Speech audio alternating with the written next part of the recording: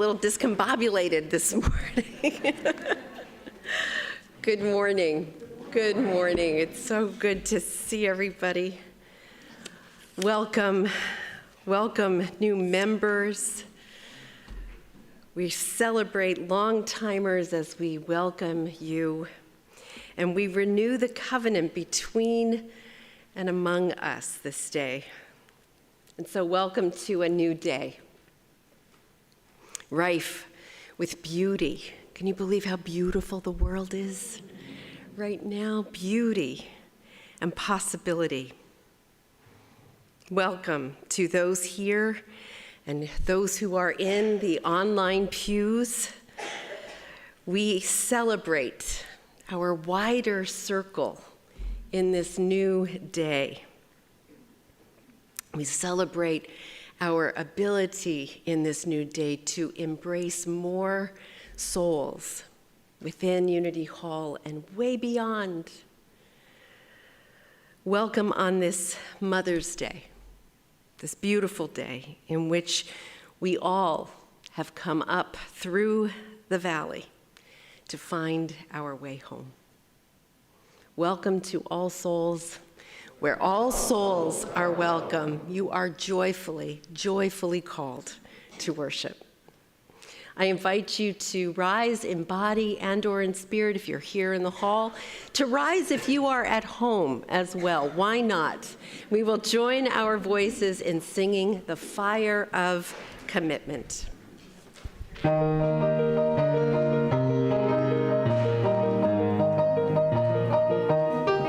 From the light of days remembered burns a beacon bright and clear, guiding hands and hearts and spirits into faith set free from fear. When the fire of commitment sets our mind and soul ablaze, when our hunger and our passion meet to call us on our way, when we live with deep assurance of the flame that burns within, then our promise finds fulfillment and our future can begin.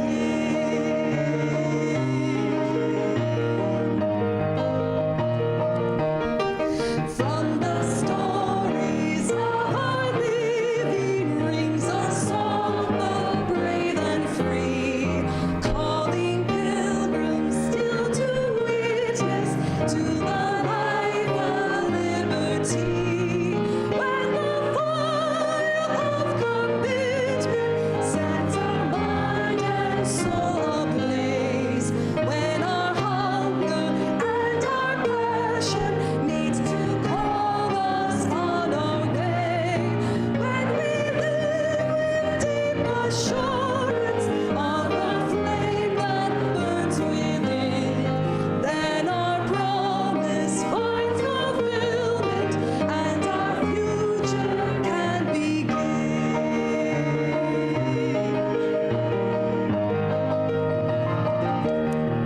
From the dreams of youthful vision comes a new prophetic voice, which demands a deeper justice built by our courageous choice. When the fire of commitment sets our mind and soul ablaze, when our hunger and our passion meet to call us on our way, when we live with deep assurance of the flame that burns within, then our promise finds fulfillment and our future can begin. Oh, I love that song. I love that song so much.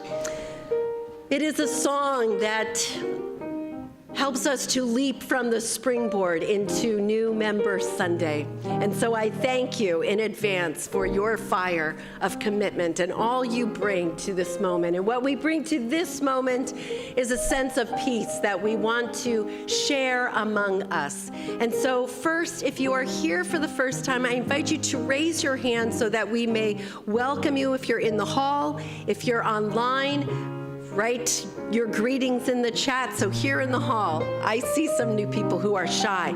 So let us greet everyone. Let us greet everyone as if they are new this morning. Peace be with you all. Peace be with you at home. Let us make a joyful noise.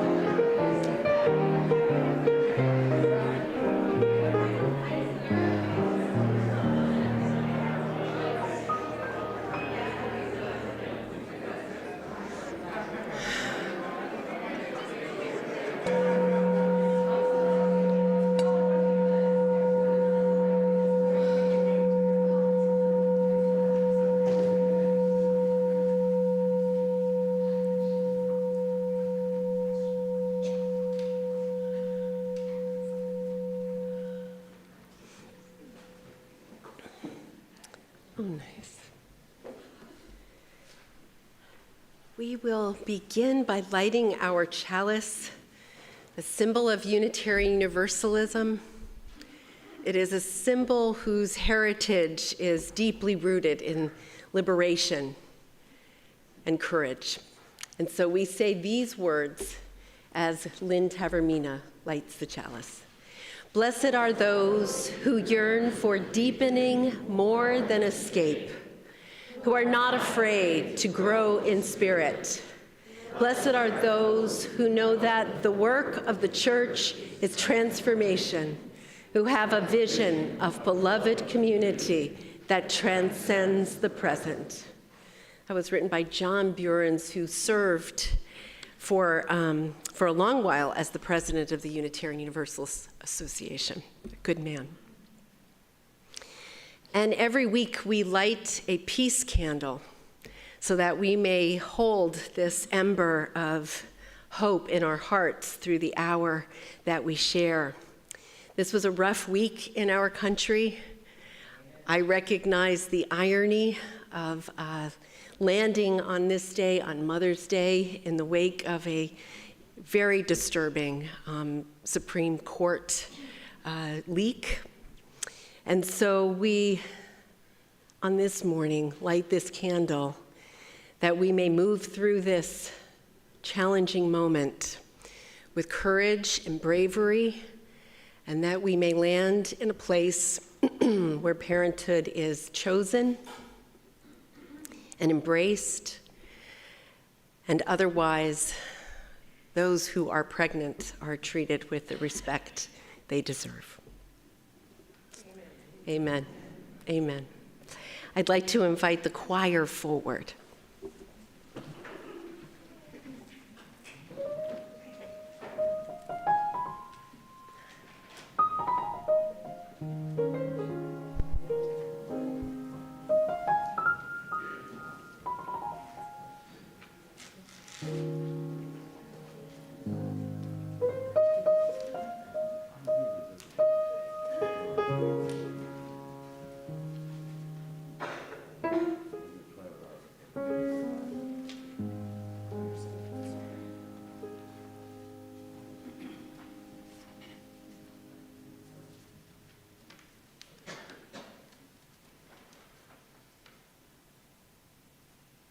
Let your little light shine, shine, shine. Let your little light shine, oh my Lord.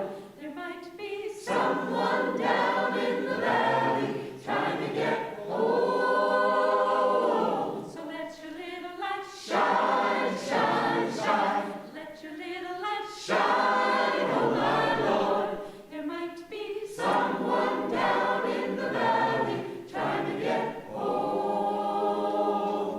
It may be me or it may be you. It may be your brother or your sister too. There might be someone down in the valley trying to get home. It may be from near or from lands afar, by morning sun or the evening star. There might be someone down in the valley trying to get home. So let your little light shine, shine, shine. Let your little light shine, oh my Lord. There might be someone down in the valley trying to get home. So let your little light shine, shine, shine. Let your little light shine, oh my Lord. There might be someone down in the valley trying to get home. It may be you, shine, shine, shine. Traveling by the shine, shine, shine. There might be someone down in the valley trying to get home. In times of shine, shine, shine. Don't you shine, shine, shine. There might be someone down in the valley trying to get home. So let your little light shine, shine, shine. Let your little light shine, oh my Lord. There might be someone down in the valley trying to get home. So let your little light shine, shine, shine. Let your little light shine, oh my Lord. There might be someone down in the valley trying to get home.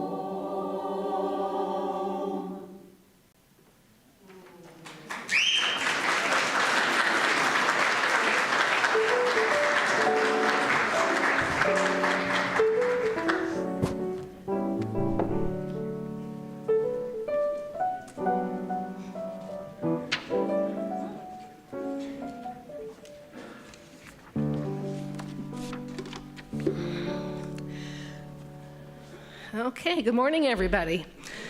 So I'm Lynn, I'm the membership chair here.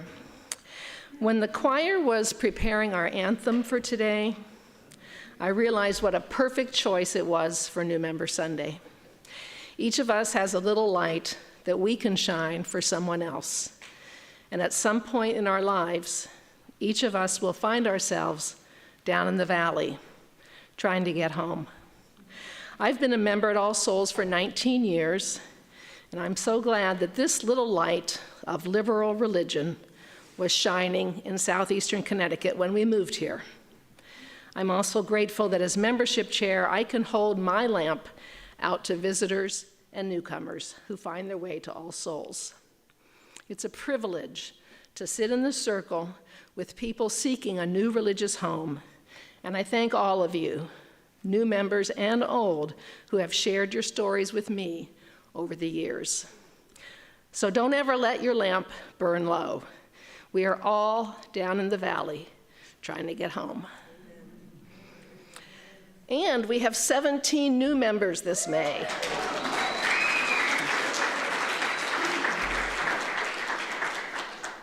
Rebecca Graebner, Glenn Graebner, and Craig Kent, who are away today, signed the book last Sunday. And the next picture is Olympia Gregory, who has already joined our choir, and she's away today. She'll sign the book when she returns from her trip. One of our new members is in the online pews. This is a first, and we'll be welcoming Vanessa Hawk from Southington as a new member later. And in a moment, I'm going to name the remainder of our new members and ask you to come forward and stand in front of the chancel here. Karen Ethier Waring is joining us, representing our Board of Trustees, and she'll be lighting a candle for each of our new members. Reverend Carolyn will do a brief introduction of each of you, and then you will be asked to sign the book and return to this line up here. And after everyone has been introduced, we will covenant together with the congregation. And after the service is over this morning, all new members, please come see me over at the new member table because I have some things for you. And so I name and welcome Barb Kaplan, Stu Kaplan, Brendan Cunningham, Kayla Cunningham, John Green, Michelle Girardelli, who I haven't laid eyes on yet this morning, Arlene Gunlock, Vanessa Hawk, Linda Ness, Gwen Olkers, Lisa Ritz, Mike Ritz, and Lori Schott, who I don't believe is with us this morning either.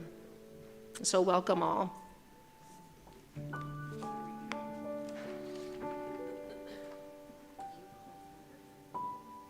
Stu and Barb Kaplan, can you come forward first?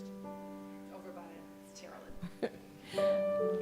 Yeah, come right along here. So we have a tradition of offering a brief introduction. There's so much more to know about every single one of these souls, but this is to offer just a little bit of insight.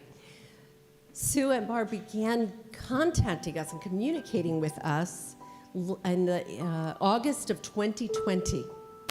So they were preparing to walk through these doors or hop online into the online pews long before this moment on this day. That tells you a little something about them. They are longtime Unitarian Universalists who have interesting hobbies, converting a school bus to a camper. There are many things for us to be, I see your face, Patrick Sheehan Gomer. I know.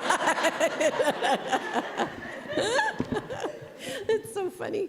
So there are lots of things that we will learn from and be changed by these two, and we welcome you and thank you for saying yes. You're welcome. You're welcome. Come on over. Yeah, here we go. So Brendan and Kayla. Yeah, Brenda and Kayla Cunningham, come on over. These two have given good thought to this moment. And we are so grateful when we see that kind of thoughtfulness be poured into a decision as this one is. Both of their children have been part of our faith formation ministry and community, one of whom came of age and inspired us all with their testimony.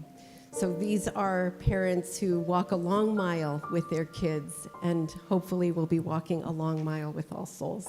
Thank you so much for saying yes, both of you. So wonderful.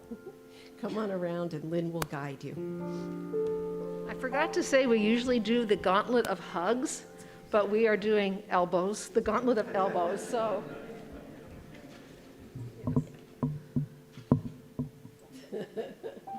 Hugs will come.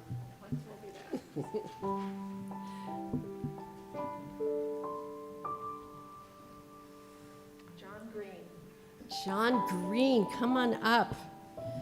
John Green joined us during the shutdown first online and was very engaged at the coffee hour, came to adult faith formation. So what we know about John is that he's a learner, that he jumps right in, has already volunteered to be a coffee host, a place where we really need volunteers, and he knew that and filled that void for us so we can all be grateful for that moment. So John, welcome. It's been a real joy getting to know you. Thanks for saying yes. Come around by Lynn. Okay.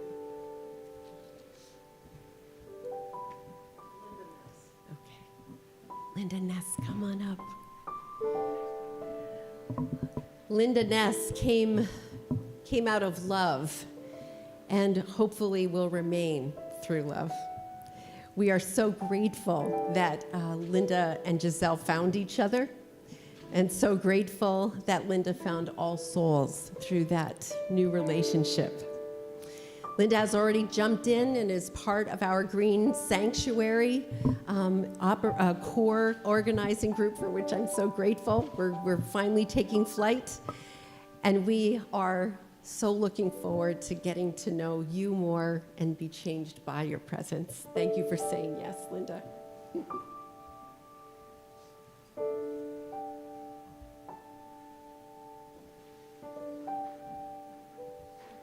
This book, for those of you who may not know, has been the membership book since 1906. So this book holds a lot of history of this congregation. And so afterwards, if you'd like to come up and just take a look at the book, I would encourage you to do it. It's really interesting. Gwen Olkers. Gwen is new to our community in general, having moved here just before the shutdown, just before the pandemic. And so she wisely was looking for a place that she could call home, but also could broaden her community after such a long stretch of isolation. So you came to the right place, Gwen. We're so happy to have you here. Welcome, and thank you for saying yes. Come on right around.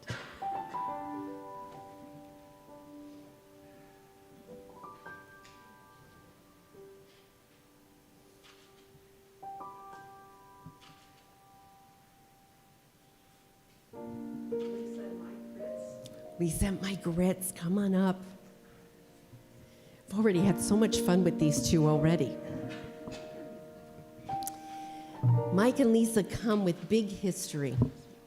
And like so many who find their way to Unitarian Universalism, had to make peace along the way, and not only make peace, settle in discomfort too. So there are both of those things, but they know they can do hard things. Mike has already gotten involved with our Green Sanctuary effort. We're so grateful for your passion in that group of worker bees, and we look forward to being changed by you and with you. Thank you for saying yes. It means a lot. Thank you. Come on over. Thank you. Thank you.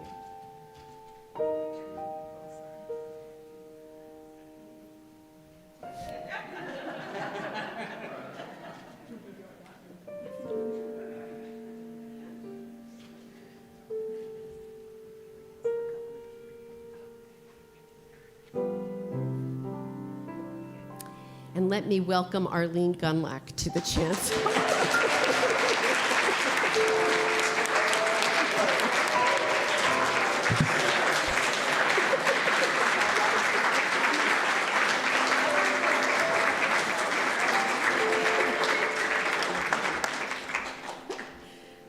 Just for others of you who are new, you mean as much to us as Arlene does. But let me explain. Arlene served as the office administrator. What I often said about Arlene is that really the world of All Souls rotated around her skill and compassion and grace. She started down the street with the Baptists, where her husband served faithfully as the pastor there. And her heart has been for a long time here at All Souls, singing in the choir and caring for this congregation as an institution and as a community. And so I think all of our hearts are full as Arlene becomes a member, a full-fledged member. She has always been a huge part of the big heart that is All Souls. I love you.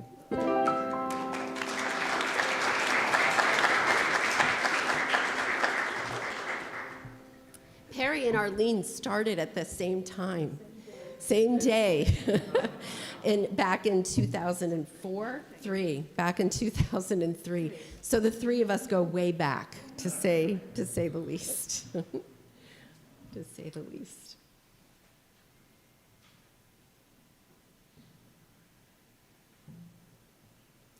Shall we welcome Vanessa?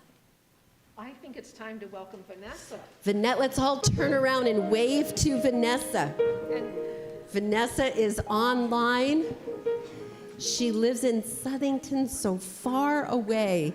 So we are entering a brave new world. Here she is, where this is possible. And it's been an interesting conversation, talking through this. We welcome you, Vanessa. You may remember that last week when we didn't know how to pronounce the name of the man whose article I leaned so heavily on in that sermon, it was Vanessa who in the YouTube chat let us know not only how to pronounce the man's name, Haidt, but also that she had heard a podcast in which he had spoken, and she shared that experience with us. Vanessa, you have been actively engaged in that chat, and so we have a really good sense of who you are. And it just proves to all of us that there are ways of connecting, even in this last 2 years of seemingly disconnection. We are grateful for all the learning that you have hoisted upon us, Vanessa. Welcome. We will sign on your behalf and look forward to the day when we see you in person. Welcome.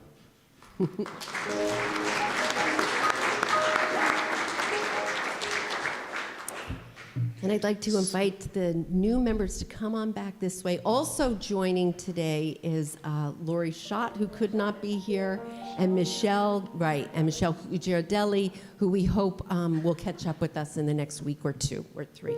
Come on in.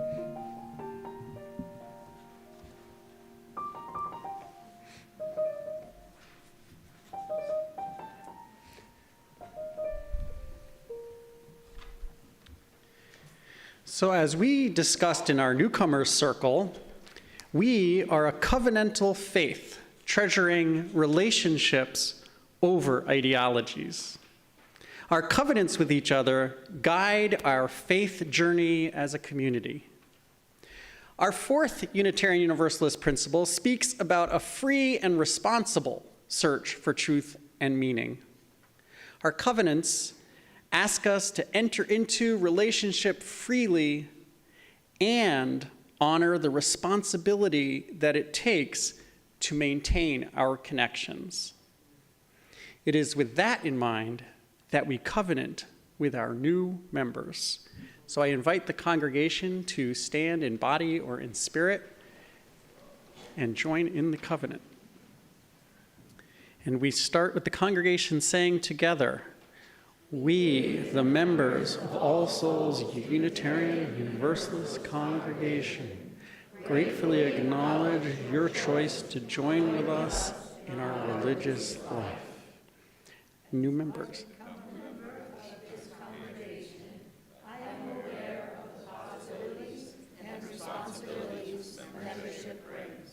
And the congregation says, "In our faith, each holds a piece of the truth.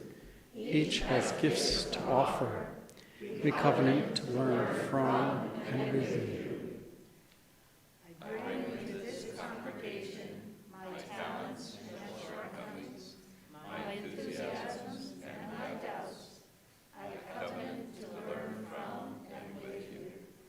And everyone together today, renew our commitment to the beloved community.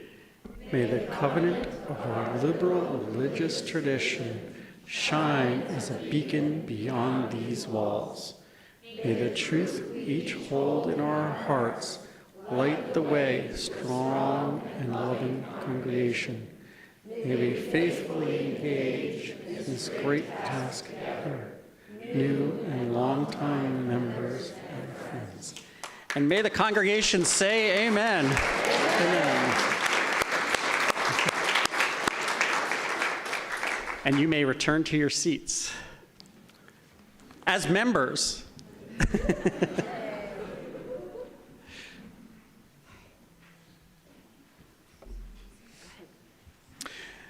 each year, we honor the commitment of membership and those who have reached significant milestones.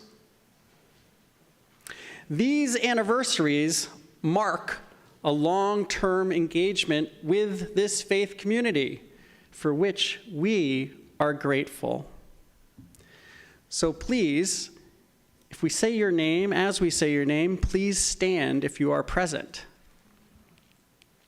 First, celebrating. Yes, and if you are online, you can let Carolyn know in the chat.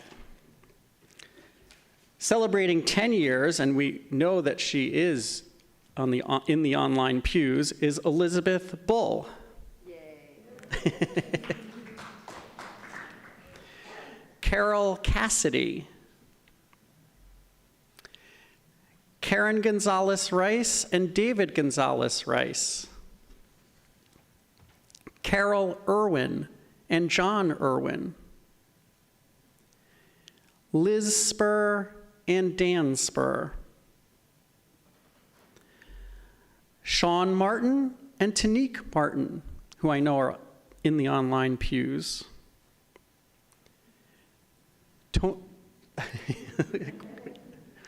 Tony Zermaski, who is here. And Peter Whipple. Celebrating 20 years of membership, Cher Lofgren. Teresa Reynolds. Mary Rio. And Linda Uhas, who is in the online pews in New Hampshire.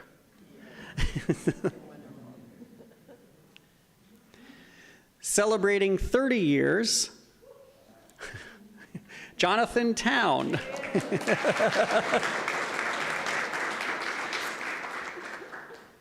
And now I'd like to invite Bill Stam and Sandy Geeman to come forward.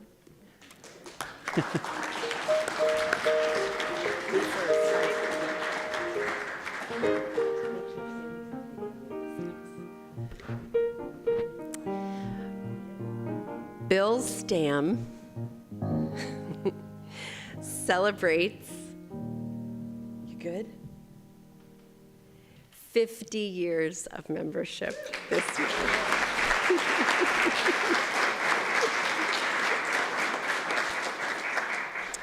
Bill has been such a faithful part of this congregation all through those years and still serves on the finance committee and helps us so much with the nitty-gritty of that work, that important work. He welcomed me so warmly when I began here, and I always remembered that warm welcome, Bill. And as it continues on, he also started down the street with the Baptists and made his way up as he moved through his life. I know, Arlene and Bill both. And so, Bill, we say again and again, thank you so much for your dedication, your commitment, and your faithfulness. We wouldn't be who we are without you. Thank you.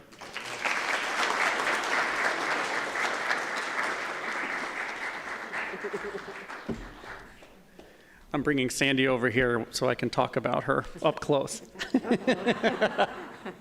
So Sandy is celebrating 53 years of membership. So that means that Sandy has been a member at All Souls as long as I've been alive. So Sandy, you might know, is our religious educator emeritus. And when I started as the religious educator at All Souls in 2003, Sandy was retiring after 26 years. I was 26, right? Yeah. And she started and created the program herself. She could not have been more gracious and supportive as a predecessor, and for that I'm grateful. Sandy showed me what commitment to religious education looked like. Of course, Sandy has been a part of the whole fabric of All Souls, running the craft fair for as long as any of us can remember. Everyone knows they cannot touch the back corner of the Unity Hall closet, or they will have to answer to Sandy. And more recently, Sandy completely culled and reorganized the lending library. Her care is in the details. And we look forward to many more years of Sandy attending Elder Journey and serving the faith community she loves dearly.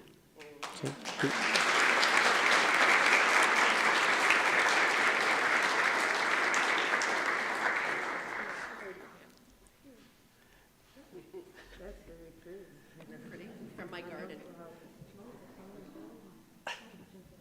Aren't they nice? All right, you can go back to your seats. Huh?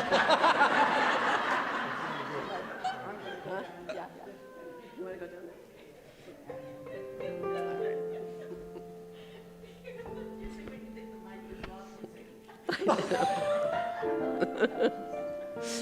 there? No, we let it all hang out.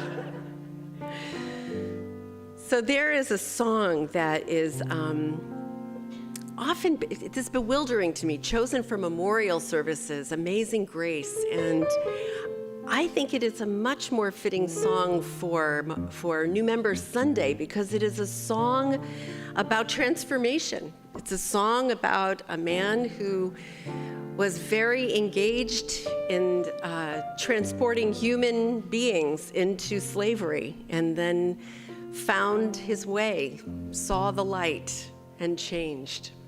And so we sing Amazing Grace to mark this transformation. And in Unitarian Universalist style, you may choose whether you want to sing a wretch or a soul. That is up to you. I also want to say, Michel Giardelli was not feeling well. He is at home. Michel, we welcome you to new membership, and we hope that you are feeling better soon. So sing with us, Michelle, and everyone at home. We celebrate. Let us rise in body and or spirit and sing Amazing Grace.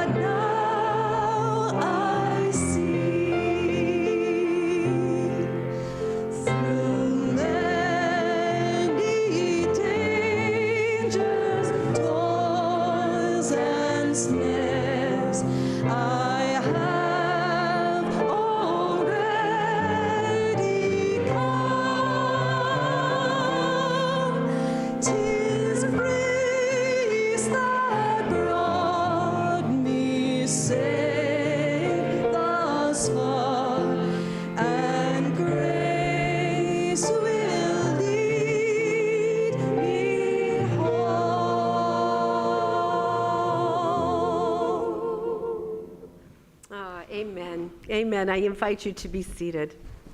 So ends our new member ceremony. Thank you to all.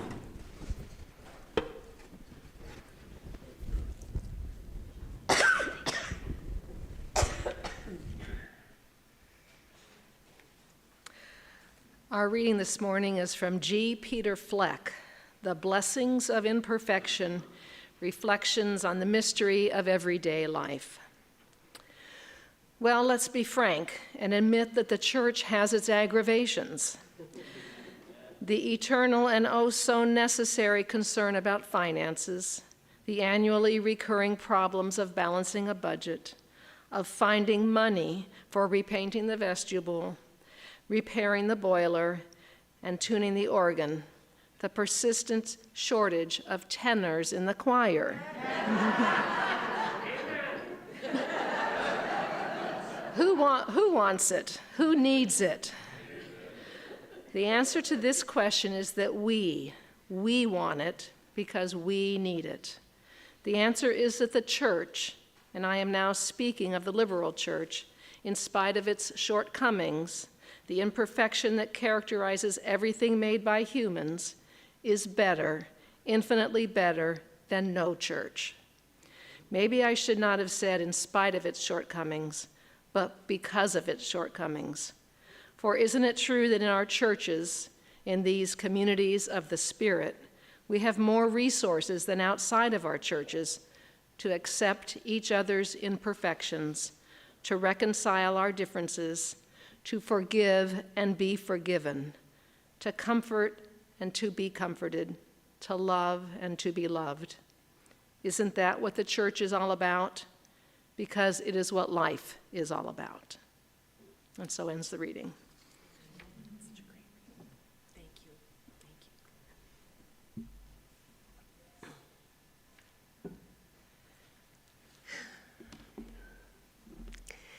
The church is, of course, a human construct, replete with human strengths and frailties.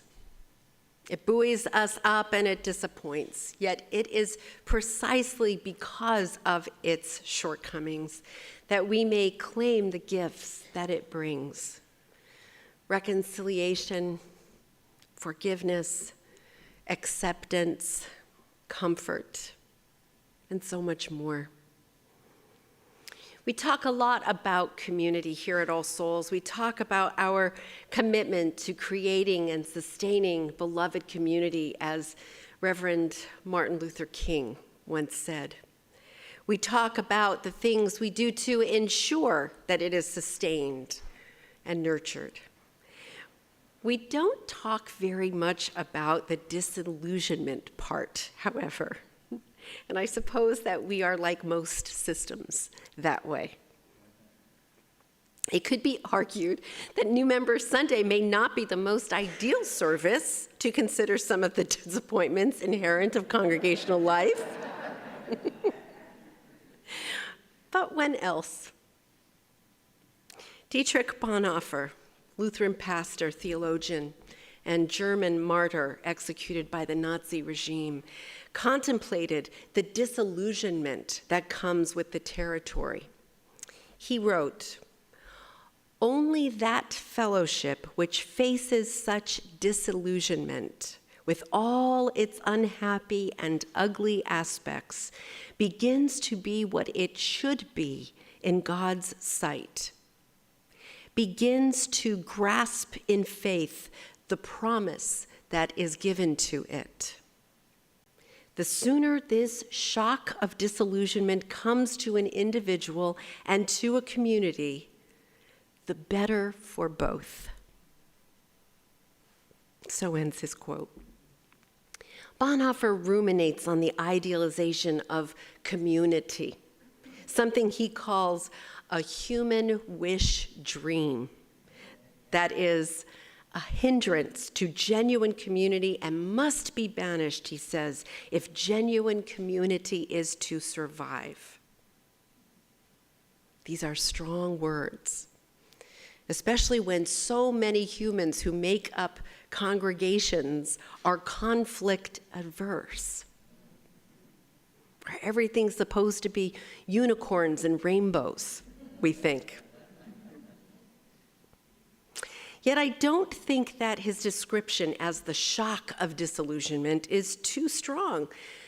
That first and the second and the third and so on disappointment in a new faith community, it is a shock.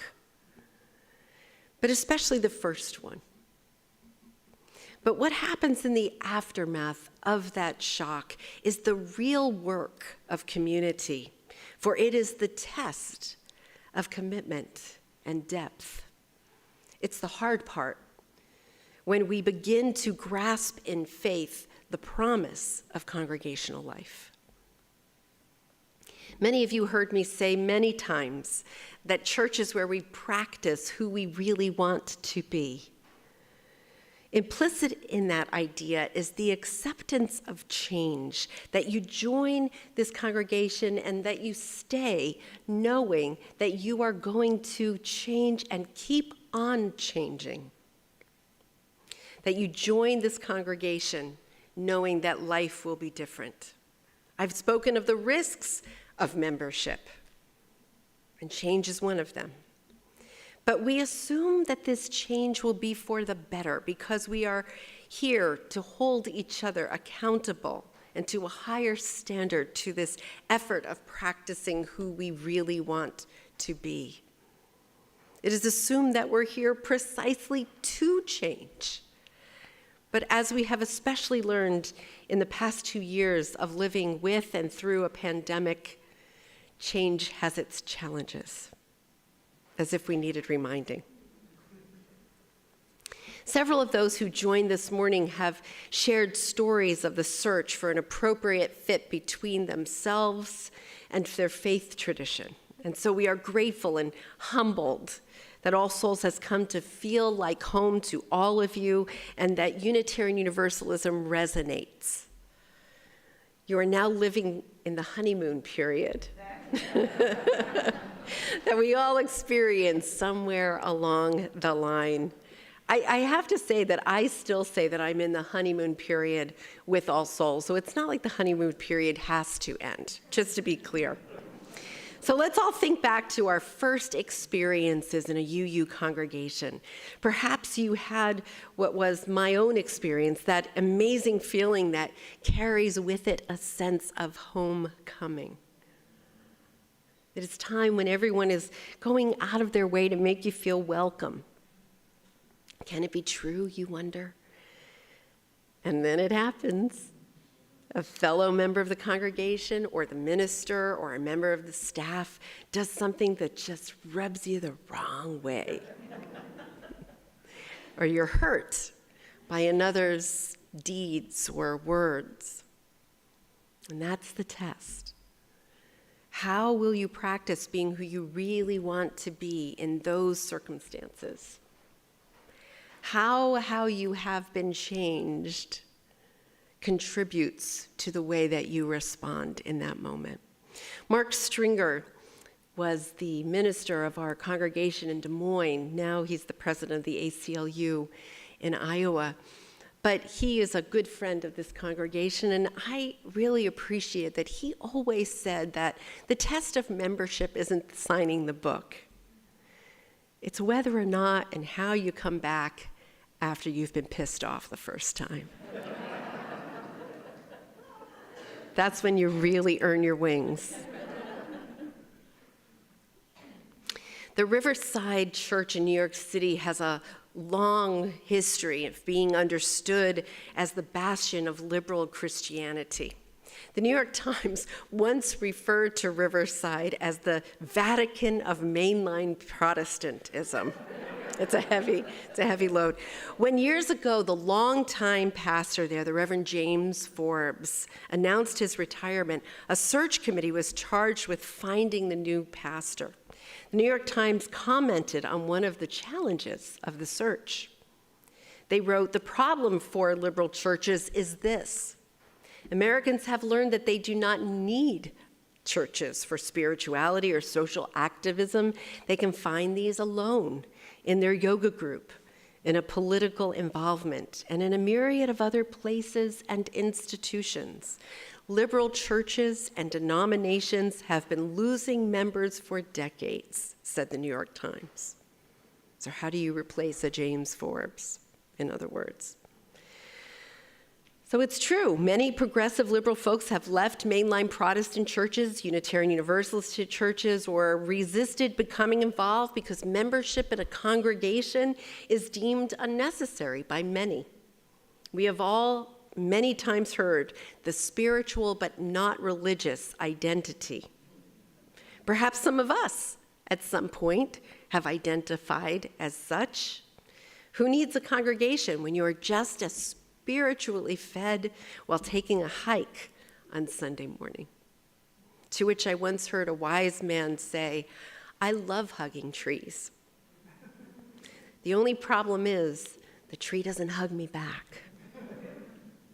The hug back, whether literal or metaphorical or an elbow bump, comes from struggling together to create and sustain beloved community. And so the writer says, who needs it? Who needs it? Personally, I have staked my life on it because I know we all need it. I need the human comedy and tragedy that is played out with tender poignancy and laughter and righteousness here within this congregation and others. Garrison Keillor, the writer and producer of National Public Radio's Prairie Home Companion, made a living pointing up the beauty of congregational life. And so here is my own personal Prairie Home Companion story, one of many that remind me why I need to be part of a faith community. It's an old story that some of you have heard before. In the spring of 2002, way back, when the congregation's leaders came together with Reverend Tricia Hart to begin the quest for a new building, we were still living in our old building across the parking lot, Tricia asked each of us to share what we felt was a big accomplishment in the past year. And so we went around the table, and most everyone saying something about having gotten through the aftermath of the September 11th tragedy, having called and ordained a new minister, things of this nature. It had been a full and very dramatic year. And then it was Bob Lavoie's turn. Bob, who moved recently to Massachusetts. We miss him so much. Bob was then serving on the Building and Grounds Committee, and with another Building and Grounds worker bee, he'd installed a new toilet in our old, stubborn building. Few things were easy to repair in our Centennial building, right, Paul Schaefer? Really hard to make that place go. So when it was successfully installed, triumph filled the air.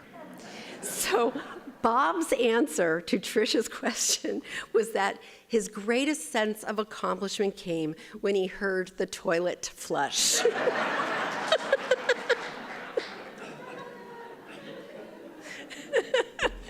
It still makes me laugh out loud to remember that, because there it was, the continuum of congregational life, both the sublime and the sensible, living right next to each other in persistent companionship.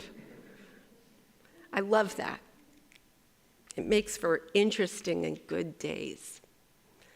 I love this last week when the decision, was leaked from the Supreme Court, and I sat at my desk with my head spinning, and I got a text from Emmy Franklin, as many of you read in my reflection this week, that said very simply, "So what are we doing now?" I love that the spirit of this community is, so what are we going to do now? That we know that there is someone we can text to ask this very question, and so many others that go along with it that make for a faithful, justice-seeking, welcoming, caring congregation. What are we going to do next? We need the church to be with others bound by covenant and common purpose. To no one's surprise here, I'll say that I'm someone who believes that being with church is infinitely better than being without it. I think you want your minister to feel that way. Because being part of a congregation, it changes us. It changes us. I thanked every new member this morning for saying yes, knowing that we will be changed by your presence, that you will be changed by your presence among us. So in these times, we continue to wonder about the meaning of membership, how its meaning has changed from generation to now, welcoming new members who may rarely be present here in Unity Hall, but on the online pews. How will this brave new world impact being part of a congregation? We'll see. But I bet that whether here or from away, or here or from away, even further, membership means we're open to being changed. In all of this, in the ebb and flow, the disillusionment, the recommitment, staying power is essential. In our hymnal, Singing the Living Tradition, there is a reading, part of which we spoke as the chalice lighting this morning. It says, among other things, "Blessed are those who know that the church is often imperfect." And so, to new and long-time members, I say, welcome to All Souls, beacon of imperfection. Prepared to be changed and disappointed and lifted up and joyful and sorrowful all. Welcome to All Souls, where all souls are welcome. You are joyfully called into this circle. Amen. Let us enter a communion of silence, holding close, most especially our new members and those whose membership milestones we celebrate today.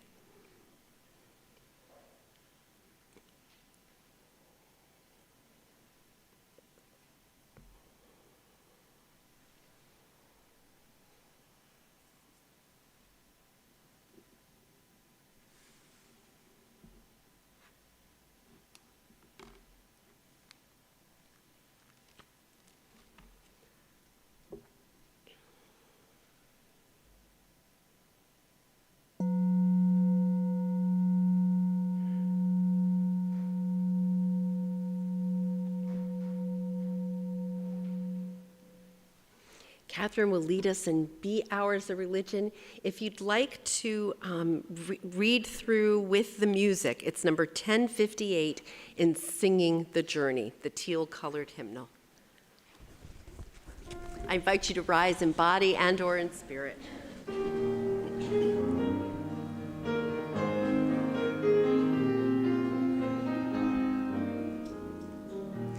Be ours a religion which like sunshine goes everywhere, its temple all space, its shrine a good heart, its creed all truth, its ritual works of love.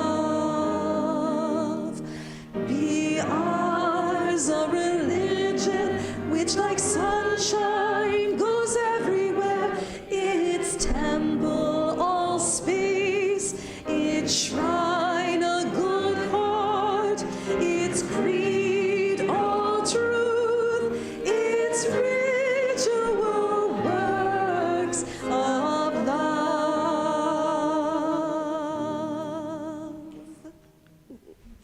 Let's say these words together as Lynn extinguishes our chalice. Our service has ended, but our work is not yet done. May our spirits be renewed and our purpose resolved as we meet the challenges of the week. Our chalice flame is extinguished until once again ignited by the strength of our communion. I invite you here in Unity Hall to hold your arms out to the wider world that we hold in our hands. And at home, hands over hearts and reach out, we see you, we know you are there. Let your little lights shine, dear souls. Go out into this world so in need of your love and your light and your joy and your righteousness. Go knowing that you will go through the valley of the week ahead and find your way home next Sunday. Amen. Amen. Amen. I invite you to be seated for the postlude.